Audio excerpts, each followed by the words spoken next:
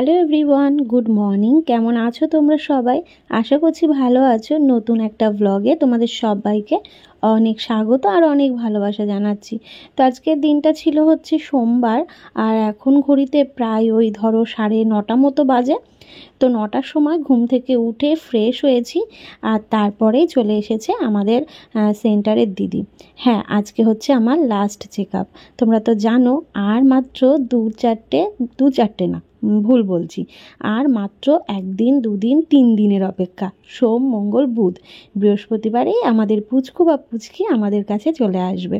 তো তার জন্যেই লাস্ট যে চেক আপটা থাকে হেলথ সেন্টার থেকে, তো সেই লাস্ট চেক আপের জন্য আমাকে বাড়িতে এসেছে চেক আপ করাতে। তো সেইটারই সমস্ত কিছু কথাবার্তা চলছে আর কি। আর জানো তো, মানে ওই সুগার টেস্ট ছিল, তারপরে আরও অনেক কিছু টেস্ট করালো, ওয়েট সমস্ত কিছু করিয়েছে।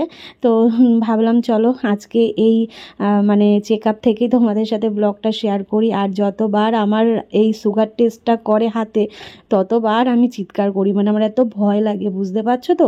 তার মানে আমি এই যে আমার সামনে ডেলিভারি, আর ডেলিভারিটা নিয়ে যে আমার কত ভয় কাজ করছে মনের মধ্যে।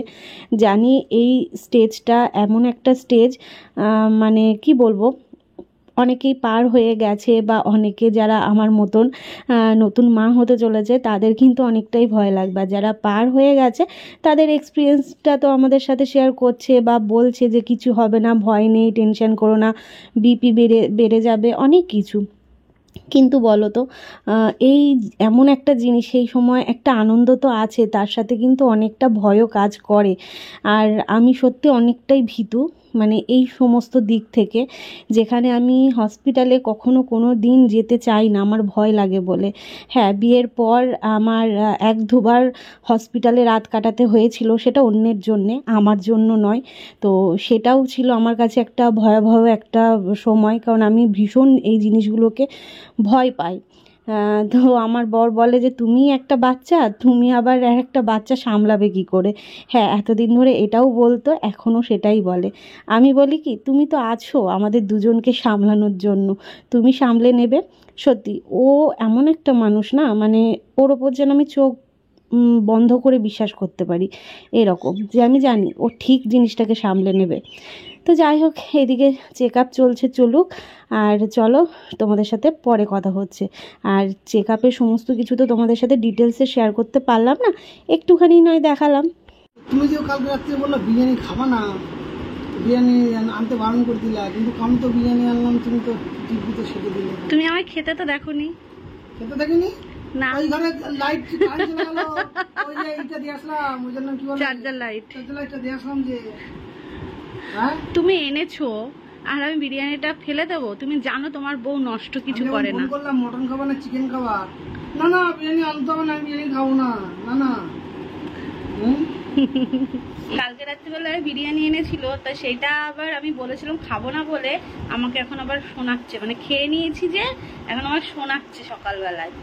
আমি কালকে বলতে ভুলে গেছি, তাহলে রাত্রেই বলবো, কালকে ভুলে গেছি, এর জন্য এখন মনে পড়লো খেতে বসে যে কালকে তো বিরিয়ানি খাবে না বলেছিল। বিরিয়ানিটা কে খেলো? আমার গলু খেলো নাকি? গোলুও খেয়েছে, গোলুও খেয়েছে। কালকে রাত্রিবেলা আমরা বিরিয়ানি খেয়েছি, আমি আর মা, আর ও হচ্ছে রুটি আর তরকারি খেয়েছে। Hello everyone, good morning. কেমন আছো তোমরা সবাই? সবাই ভালো আছো। নতুন একটা ব্লগে তোমাদের সবাইকে অনেক স্বাগত জানাচ্ছি। তো আজকের দিনটা হচ্ছে মঙ্গলবার, না সোমবার, সোমবার। তো সকালবেলায় ওই হেলথের দিদি এসেছিলেন চেক আপ করতে, লাস্ট চেক আপ ছিল, তো সেটা হয়ে গেল। আর হচ্ছে তোমরা অনেক কমেন্ট করেছিলে যে রিয়াঙ্কা এটা নিতে হবে, ওটা নিতে হবে, সেটা অনেক কিছু না, তুমি খাও, অনেক কিছু। তো সেই সমস্ত কিছুই আজকে লাস্ট প্যাকিং করে নেব সমস্তটাই, কারণ আর তো দিন নেই, বুঝতেই পারছো। আর মাত্র হাতে মাঝখানে দুটো দিন পর আমাদের পুচকু বা পুচকি আমাদের কাছেই থাকবে, আমরা দেখতে পাবো। তো এত দিনের অপেক্ষার অবসান হবে, তাই না? যাই হোক, দুদিনের আর মাঝখানটায় না সেটা না, মানে দুদিনের ঘটনা। দুদিনের ঘটনা মনে হচ্ছে নাকি? দুদিনের ঘটনা। তো যাই হোক, সময়টা সত্যি কিভাবে কেটে গেল বোঝাই গেল না। তো আজ তো সোমবার, সামনের সপ্তাহে সোমবার দিন হচ্ছে আমার বেবি আসবে আমার বাড়িতে, না গো? এই যে কুসুম কি খাবে? হ্যাঁ খাবো তো। কোনটা থেকে খাবো? যে কোনো একটা থেকে দাও। তো যাই হোক চলো সঙ্গে থাকো। এ বাবা ওই গাছের কলাটা কিভাবে পেকে গেছে গো, কতটা পেকে গেছে, যা গরম পড়েছে কলা পাকবে না, মানুষ পেকে যাচ্ছে, এই হচ্ছে ব্যাপার। তো যাই হোক চলো আর কি, সঙ্গে থাকো। ও খাওয়া দাওয়া করতে এসে খেয়ে নিক, আর মা ওদিকে রান্না করছে, অর্ধেক রান্না মনে হয় প্রায় হয়েই গেল। আর আজকে সারাদিন তো পূর্ণিমা, আজকে দুধ আনতে আমি যাবো না, মা নিয়ে আসবে দুধ। কি হলো তোকে যে সুজি দিয়ে আসলো? ডিমের কুসুম বাকি আছে। ও ডিমের কুসুম খাবে, আচ্ছা আচ্ছা আচ্ছা। দুটো বিড়াল তোমাদের বাড়ি। হ্যাঁ চলো সঙ্গে থাকো, দেখতে থাকো আজকের ব্লগটা। এটাও পছন্দ হবে, শুধু আমাকে বলবা যে না কাটা দিও না। 500 না একটা? হ্যাঁ 500।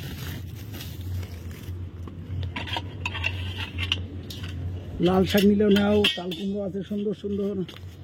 ওই দিদি বলছিল লঙ্কা নেবে, ও দি দি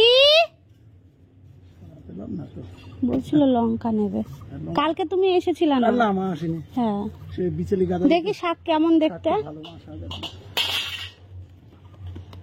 কেমন গরম পড়ছে বাবা। হ্যাঁ কাকা প্রচন্ড গরম। প্রচন্ড গরম।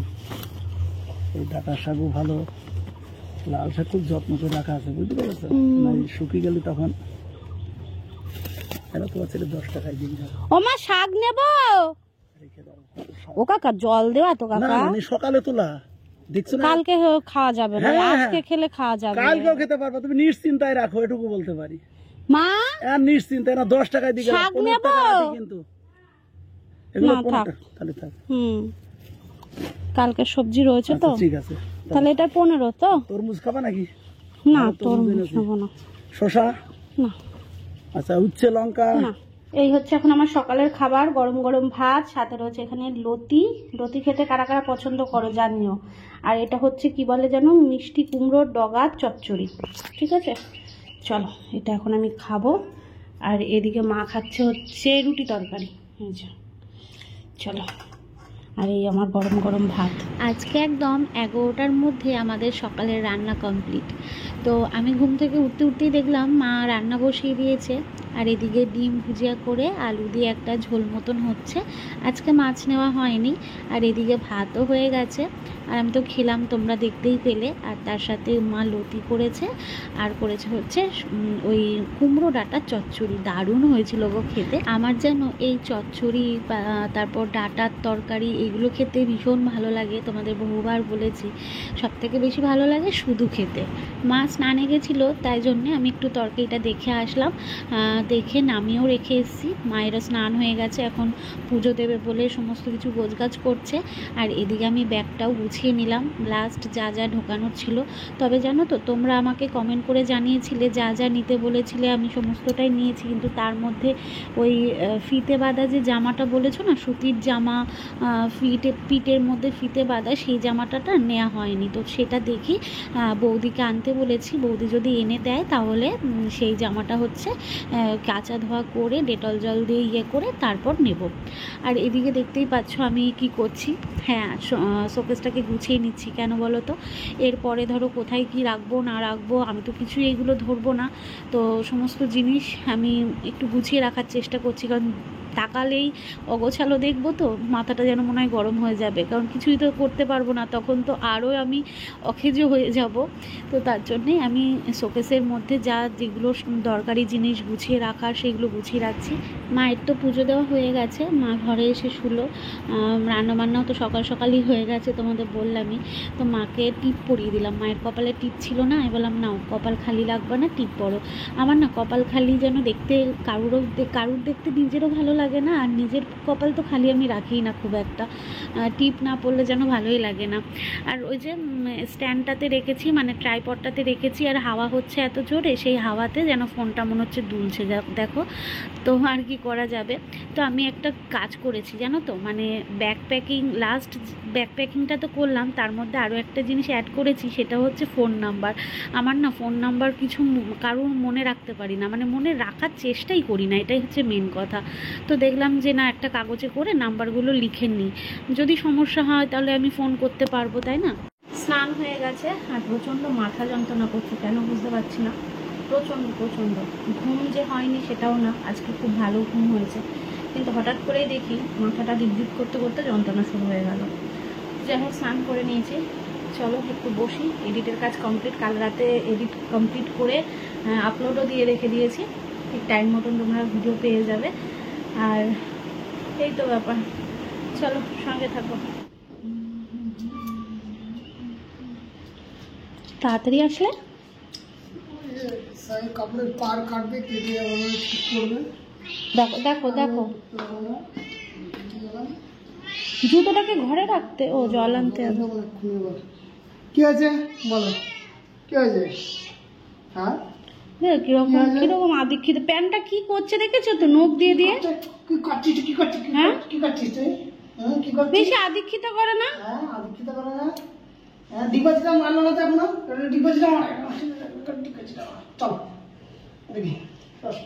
এ বাবা, দেখো তাহলে দেখো, চললো। কেন মুখ দিচ্ছিস কেন? এনো, হ্যাঁ তুই যা তো ছোটা ছিলি না, ছোচা হয়ে যাচ্ছে। হুম খাওয়াচ্ছি, সকাল থেকে শুরু হচ্ছে খাওয়া। হ্যাঁ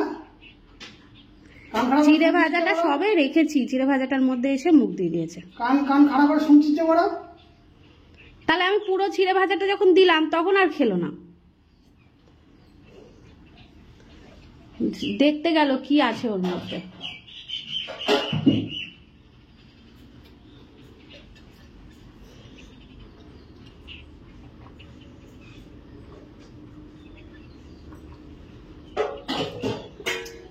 খাবি দাও। খাবি? তা খাবে, সবকিছু টেস্ট করতে লাগে তো ওর। দেখো বসলো ওইখানে গিয়ে, চুপচাপ করে তো বসেই ছিল। আজকে হনুমান ঢুকেছিল ঘরে, আসলে ওদিকে দরজাটা খোলা ছিল তো, এবার মা ওই ঘরটায় শুয়ে রয়েছে, আমি এই ঘরটায় শুয়ে। আরে হ্যাঁ এইখানটায় মা যেই বলেছে, আমি না ভাবছি কি এলো রে, আস্তে আস্তে করে উকি মারছি, তারপর মা বলছে তুই দরজা দে আগে, তারপরে দরজা দিয়েছি, তারপরে ওকে ডাকলো, ও এসে আবার তাড়ালো, চলে গেল। আবার হচ্ছে সেই ও বললো কি দাঁড়াও একটু কলা দিই, তাহলে কলা ভেঙে নিয়ে দিতে গেল, ঘরে তো কলা ছিল, কিন্তু হচ্ছে চলে গেছে। আর কি হবে, ও ভয় পেয়ে গেছে নাকি, কি অবস্থা। এই নিয়ে দুদিন, সেই মৌরা যেদিন এসেছিল সেদিন একদিন ঢুকেছিল, আর এই আজকে। কেন গৃহপ্রবেশের আগে একবার ঢুকলো? ও হ্যাঁ গৃহপ্রবেশের আগে একবার ঢুকেছিল, হ্যাঁ গৃহপ্রবেশের আগে একবার ঢুকেছিল। মৌরা যেদিন আসলো সেদিন তো ব্যালকনি দিয়ে ঢুকলো, আর আজকে একদম সদর দরজা দিয়ে ঢুকেছে। আর প্রথমবারে যেটা ঢুকেছিল সদর দরজা দিয়ে ঢুকেছিল, বজরং বলি এসেছিল। চলো স্নান হয়ে গেছে, এবার ভাত বাড়ি খাওয়া দাওয়া করি, ঠিক আছে। আর ও কি করছিল, অত যে কোথায় গেল, ওই যে ও শুধু উকি মেরে দেখছে, ও আর কি করবে। আজকে আর দুপুরবেলা ঘুমাইনি, কারণ রাতে ঘুম তো ঠিকঠাক হয়েছে, আমার ওই রাতে ঘুম ঠিকঠাক না হলে দুপুরবেলা ঘুমোতে লাগে। তো যাই হোক, এই এখন আমি রাস্তায় একটু হাঁটছি, মা গেল একটু দোকানে, বুঝলে, মা হচ্ছে ওই কি বলে আটা আনতে গেল, রাতে রুটি করতে হবে, তো এই জন্য আটা ধূপকাঠি আর হচ্ছে আনতে গেল। ওইদিকে আমার বর ফোন করেছে, আমি কথা বলছি এরকম হাতে এরকম পাখা নাড়ছি, বলছে মোটর ফ্যানটা, মানে মোটরের যে ফ্যানটা, চার্জারের ফ্যানটা, ওই ফ্যানটা নিয়ে এসে বাইরে বসো। আমি বললাম না ওটা থাক, চার্জেও দিয়ে রেখেছি অবশ্য, ওটা চার্জে রয়েছে এখন। আমি বলছি না ওটা থাক, কারণ রাত্রিবেলা প্রায়ই এখন লাগে, কিছুক্ষণের জন্য হলেও লাগে, ওটা থাক, এখন প্রয়োজন নেই, কারণ হঠাৎ করেই রাত্রিবেলায় কারেন্ট চলে যায়। কালকেও যেমন একটু কিছুক্ষণ সময়ের জন্য চলে গেছিলো, এই আর কি। দেখো চুল কোথায় তুলে বেঁধে রেখে দিয়েছি, এই দেখো খোপা, কি করব, এত গরম। ওই যে মা চলেও এসেছে, ওই যে মা আসছে, আটা আনতে গেছিলো। আসলে ও রাত্রিবেলা সেই 9টার সময় আসবে, তো এসে এবার দোকান যাওয়াটা অসুবিধা হয়ে যাবে, তাই মাকে বলেছিলাম যে মা তাহলে তুমি আটাটা এনে দিও, ওই আমাদের পাড়ার মধ্যে দোকান, তো সেখান থেকে। এই হচ্ছে ব্যাপার। এই এখন একটু হাঁটছি, দেখি হালকা হাওয়া দিচ্ছে দিকে, জোরে হাওয়া নেই, তবে হালকা হাওয়া দিচ্ছে। ওগুলো ব্যাগের মধ্যে করেই আনতা। ও আটা গন্ধ হয়ে যাবে, আচ্ছা 91 টাকা হচ্ছে, 91 টাকা, 1 টাকা, ও 1 টাকা বলতে। হ্যাঁ এ দেখো তোমাদের একটা জিনিস দেখা, আমাদের তাল গাছে কত তাল হয়েছে এবার, দেখতে পাচ্ছ। আমার ফোন অত তো ভালো না, এই যে কত তাল হয়েছে, এবার প্রচুর তাল হবে, মানে এগুলো তালের শ্বাস হয়েছে না কি বলে, তাই তো বলে। তারপর ধূপ ধাপ করে ওই তালতলায় পড়বে, কত যে তাল পড়ে, আর আমাদের তাল কিনে খেতে হয় না। তুমি মাঝখানের লাইনগুলো তো দিয়ে দিচ্ছ, ভালো করেছো। আর এই কোনা কোনা দিয়ে দিয়েছো, ভালো করেছো। পিঁপড়ে হয়েছে জানো, ঠিক এই কোনা বরাবর দিয়ে পিঁপড়ে যাচ্ছে। হ্যাঁ, আর লক্ষণ রেখা নিয়ে আসা হয়েছে, ওইটা দিয়ে দেওয়া হচ্ছে। আর দেখো কলাগুলো গরমে নষ্ট হয়ে যাচ্ছে কেমন। তবে এইগুলো বাইরেটা, ও মা, সকালবেলায় যতটা কালো ছিল এখন আরো বেশি কালো হয়ে গেল। কিন্তু গা কিন্তু শক্ত, গা শক্ত, দেখো দেখো সবুজ সবুজ আছে, দেখো গাটা কালো হচ্ছে কি জানো, ভেতরে শক্ত আছে। কিন্তু কাকি বললো কি যে কাকিদেরটা নাকি এরকম হয়নি জানো, এই যে এগুলো হয়ে যাচ্ছে দেখো পুরো কালো, দেখতে কেমন বাজে লাগছে না, কিন্তু ভেতর শক্ত। হ্যাঁ শক্ত, কলাগুলো দেখো ভেতর শক্ত, ভেতর শক্ত। এই উপরের ভাবেই দেখা যাচ্ছে। কটা সিটি পড়বে? 3টে দিন, 3টে। এদিকে মা লক্ষণ রেখা দিচ্ছে, আর এদিকে বসিয়ে দিয়েছে কি বলতো, ওই যে 3টে সিটি, তাই তো? বন্ধ করে দিলাম। হ্যাঁ, ঘরে দুটো পড়লে এখন একটা। আলু আর ছোলা সেদ্ধ বসানো হয়েছে। বলেছিলাম মনে আছে শনিবার দিনকে চটপটি খাবো, মানে আলু, ছোলা, তেঁতুল, শসা, টমেটো এইগুলো দিয়ে চটপটি মাখা হবে। আর আজকে বিকেল বেলায় এত সুন্দর হাওয়া দিচ্ছে মা আর আমি, হ্যাঁ সুন্দর হাওয়া দিচ্ছে, এরকম দেখো পাতা নড়ছে, এই দেখো সুন্দর হাওয়া দিচ্ছে। এত গরম লাগছিল, মা আর আমি বাইরে বসেছিলাম মোটর ফ্যানটা চালিয়ে, কিছুক্ষণ হাঁটলাম, তারপর বাইরে বসেছিলাম। তো দেখলাম এত সুন্দর হাওয়া দিচ্ছে, তারপর সন্ধ্যে হয়ে আসলো, ঘরে চলে আসলাম, মা সন্ধ্যে দিল, আর সুন্দর হাওয়া দিচ্ছে। এই যে এখানটা চেয়ার নিয়ে বসলে না বেশ হাওয়া লাগে। তো এখন সন্ধ্যাবেলা আমাদের টিফিন হবে, মা আর আমার চটপটি। বরকে বললাম যে তুমি কি খাবে, বলছে তুমি পাগল হয়েছো, আমি এখন এসব খাই। তো তাও রেখে দেবো একটুখানি, যদি একটু টেস্ট করে, কারণ ও এখন ও খেতে খুব ভালোবাসে চটপটি। কিন্তু মানে আমি যেটা বানাই বাড়িতে, যে চটপটি আমি যেটা বানাই সেটা খেতে খুব ভালোবাসে, কিন্তু ও এখন যেহেতু এই সমস্ত খাবার দাবার গুলো একটু অ্যাভয়েড করে, তো ওই জন্য আর কি। কারণ গতকালকে বিরিয়ানি এনেছে, সেটাও খাইনি, বলছে আমি খাবো না, তোমরা খাও। তো আমি আর মা খেয়েছিলাম, ও বাইরের খাবার খুব একটা খাচ্ছেই না। তো যাই হোক, এই যে প্রেসারে সেদ্ধ করা হয়েছে ছোলা, আর একটু ঠান্ডা হোক তারপর করবো। আর মা হচ্ছে শসা টমেটো এগুলো কেটে দেবে, আমি বানাবো সন্ধ্যাবেলায় দারুণ একটা খাবার, চটপটি। একটুখানি মেঘ করেছে আর হচ্ছে মেঘ ডাকছে, আর তার সাথে হচ্ছে হাওয়া দিচ্ছিল। ফোন করে যেই বলেছি চলে এসছে, আবার হাতে করে চপ নিয়ে এসছি, দেখো চপ আর বেগুনি। তুমি তো খাবা না, তাহলে আনলা কেন? তোমরা তো খাবা। এদিকে আমরা চটপটি মাখছি। তুমি তো বিরিয়ানি খাওয়া না, বাবা সেই বিরিয়ানিটা ও খেতে পায়নি বলে, আমার বর কিন্তু বিরিয়ানি খায় না, বিশ্বাস করো। কিন্তু সেই বিরিয়ানির কথা মানে আমি সকাল থেকে শুরু করে রাত পর্যন্ত শোনাচ্ছে। আমি আর কোনোদিন বিরিয়ানি খাচ্ছি না, বিশ্বাস করো, আর খাবো না একা একা। চলো লাইটটা অফ করি। চটপটিটা বানানোর পর দেখি চাট মশলা যেটা দেয় সেটা না আমার ঘরে ছিল কিন্তু নেই। আমি ভেবেছি আছে, তো আর কি করা যাবে, চাট মশলাটা ছাড়াই নর্মাল এমনি শসা, পেঁয়াজ, তেঁতুল এগুলো দিয়েই করে নিয়েছি, বিট লবণ দিয়েছি। আর এদিকে আমার বর নিয়ে এসেছে বেগুনি আর হচ্ছে চপ। তো আগে বেগুনি আর চপটা খাবো, আর চটপটিটা একটু পরে খাবো। জানি দুটোই হচ্ছে একটু গ্যাসের খাবার হয়ে যাচ্ছে, তো আর কি করা যাবে। ও জানতো না যে আজকে আমি চটপটি বানাবো, আমিও জিনিসটাকে বানিয়ে ফেলেছি আর ও নিয়ে এসেছে।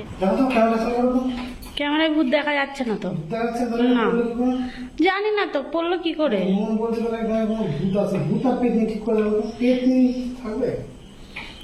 ব্রহ্ম দৈত্য।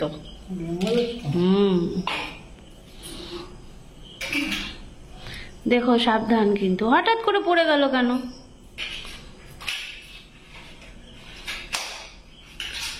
উফ, যা গরম পড়েছে গো, আর ভাড়া যাচ্ছে না, খোলাই থাক। তোদের একমাত্র তুই এই বাড়িতে যে আমার সঙ্গে সঙ্গে দেখা গেল। চলাই কাম কে এত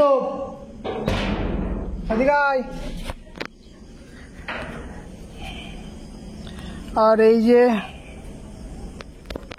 আমার ছাদে সব গাছের অবস্থা, আমি সব গাছ কেটে দিয়েছি, একদম ছোট ছোট করে দিয়েছি। এই যে দেখো, এই যে সব ছোট করে দিয়েছি, যা বড় গাছ ছিল। কি এসেছিস? এই যে দেখো, সব গাছ কেটে দিয়েছি। এখন জল দেবো, এখানে সাজিয়ে রেখেছি। কি রাত্রি এখন বাজে 10:30। তো 10:30টার সময় আসলাম ব্লগটা এন্ড করতে।